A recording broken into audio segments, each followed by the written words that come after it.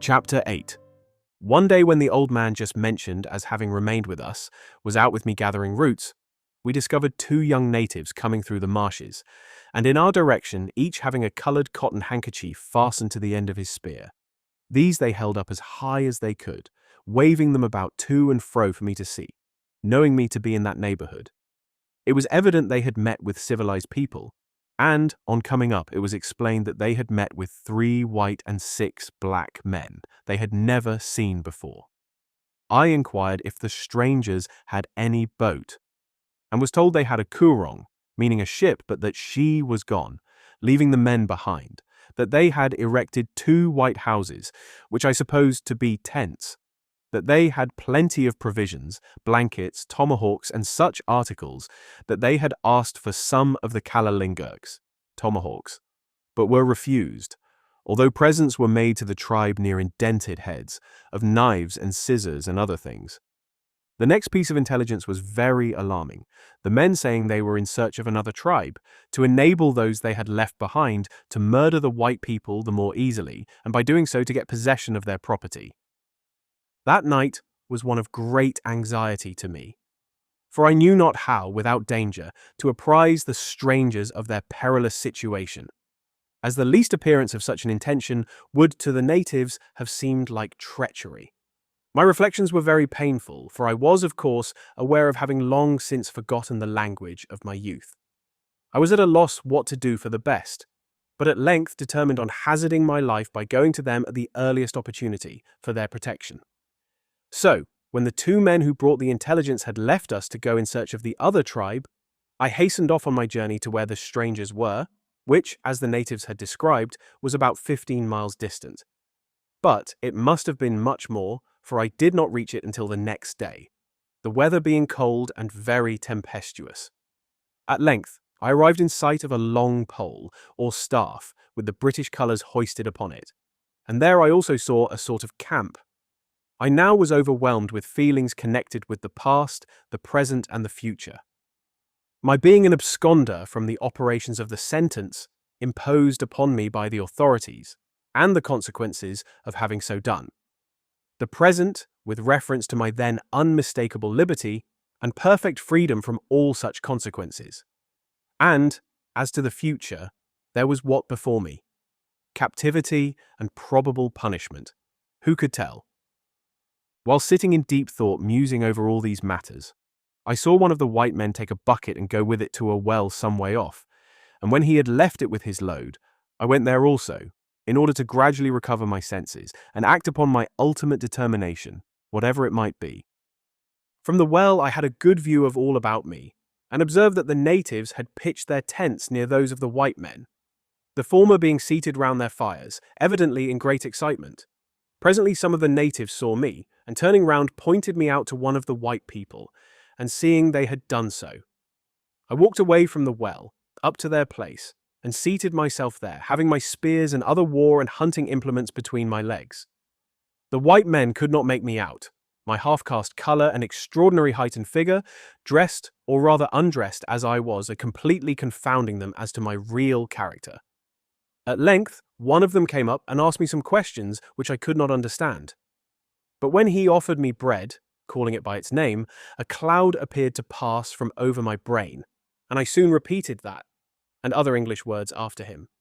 Somehow or other, I soon made myself understood to them as not being a native-born, and so the white men took me to their tents and clothed me, giving me biscuit, tea, and meat, and they were, indeed, all very kind in every way.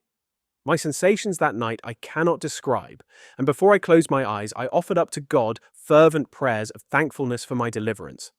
For although I saw great danger to the newcomers, in consequence of their weakness in numbers, compared with the strength which could be brought against them, yet I thought it certain they had resources in reserve, which might be made available, even if the first party was doomed to be sacrificed. As I have already said, I was very anxious, but at the same time grateful, believing the period had arrived for my deliverance. My sensations I cannot describe, and, as I could not explain them in my mother tongue, I showed the initials WB on one of my arms, by which they began readily to sympathize and look upon me as a long-lost castaway seaman, treating me accordingly by giving me well-cooked food, shelter, and raiment.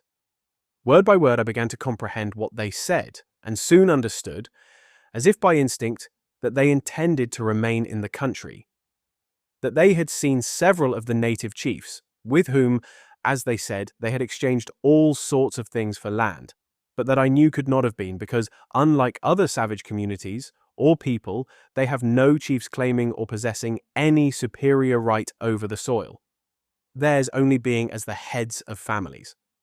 I also knew that if any transactions had taken place, it must have been because the natives knew nothing of the value of the country except as hunting grounds, supplying them with the means of present existence. I therefore looked upon the land dealing spoken of as another hoax of the white man to possess the inheritance of the uncivilized natives of the forest, whose tread on the vast Australian continent will very soon be no more heard, and whose crimes and sorrows are fast fading away amongst other recollections of the past.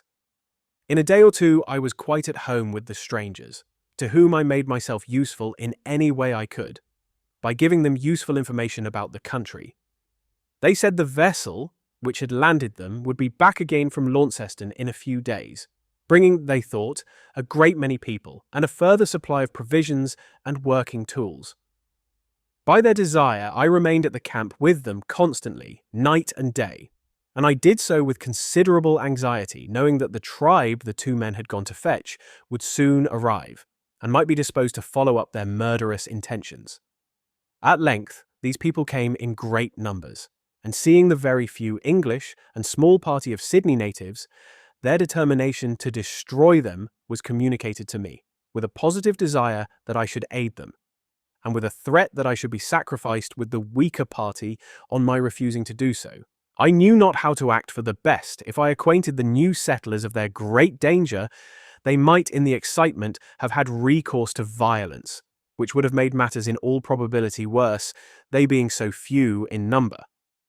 The policy I adopted, therefore, was to seem to fall in with the views of the savages, but to induce them to delay carrying them out until the ship arrived, when I said, in support of my argument, the amount of plunder would be much increased.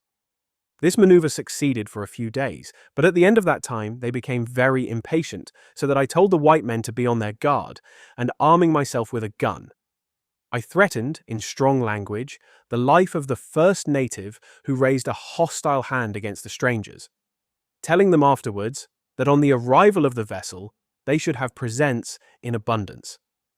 This pacified them, and they turned their thoughts from mischief to fishing and hunting. Our party, for so I must now speak, keeping a good lookout every night, relieving each other at intervals to prevent surprise. At length, the vessel was made out by me whilst anxiously gazing across the bay, and I lost no time in giving the pleasing intelligence to both parties. As for the natives, they made great rejoicings, jumping round and round me in the wildest manner, tapping me on the shoulders to show their delight at my not having deceived them, and of course at the arrival of the expected presents. No doubt their guilty consciences touched them up a little, for remembering and referring to their murderous designs, they asked me if I thought it would be safe for them to remain, or more advisable to run away into the bush. I told them to stay where they were, as they had done no wrong, but had they done so, it would have been a very different matter, for in that case they would, to a certainty, all have been shot or hanged. The vessel, her name I do not recollect, kept standing up the bay until she touched upon a sandbank. About 3 miles off, when Mr. Batman and Mr. Wedge, who were on board, left her in a boat, and in order to prepare for their landing in safety, I went up to the native camp and addressed the tribes as to the conduct they should pursue. The gentlemen I have named, on coming up to where we were, whites and blacks, appeared to be very much astonished at seeing me and at my height as I rose at their approach. There was a person named Gunn, who had been left in charge of the party during their absence, and he soon explained who I was and other matters. Mr. Batman asked me many questions, and I told him I arrived in a ship, the name of which I had forgotten, and as I thought about 20 years before, but that I could only guess, having lost all recollection of time. He then asked me if I would remain altogether with his party, and what presents it would be most advisable to give the natives. The first article I recommended was bread. So the boat was immediately sent off for 2 bags of biscuits, and these were distributed at a great corroboree we had that night. Which entertainment, if it may be called, very much delighted the visitors. My task now was to keep alive the good understanding which existed.